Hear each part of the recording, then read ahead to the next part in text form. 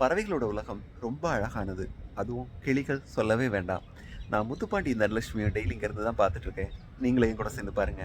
இந்த வேப்பமரம் பூக்க ஆரம்பிச்ச மார்ச் மாதத்துல இருந்து நான் இவங்கள கவனிக்கிறேன். முதல்ல இவங்க 2 பேருக்குள்ளயும் என்ன நடக்குதுங்கிறது எனக்கு புரியல. பார்த்தாலே தெரியும் தனலட்சுமி ரொம்ப சின்ன பொண்ணு. அவளுக்கு இப்பதான் வால் முளைச்சிருக்கு. அவங்க அப்பா அம்மாவை எப்படியோ தொலைச்சிட்டு நிக்கிறா. முத்துப்பாண்டி ஒரு முரடன் தான். ஆனா அவன் மனசுல ஒரு மென்மையான காதல் இருக்கு.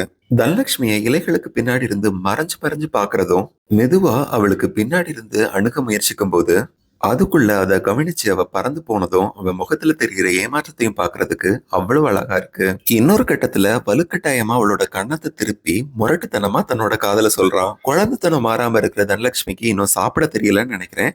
அவன் தான் ஊட்டி விடுறான். சாப்பாடு அவன்கிட்ட வாங்குறதும், அதுக்கப்புறம் அவன் காலை தூக்கி தன்னோட காதல சொல்லும் போது தலை தெறிக்க ஓடுறதும் தனலட்சுமிக்கு வழக்கமாயிடுச்சு. 2 மாசமா தொடர்ச்சியா அவளோட சம்மதத்துக்காக அவன் காத்திருக்கிறது எனக்கு ரொம்ப பெரிய ஆச்சரியமா இருந்தது.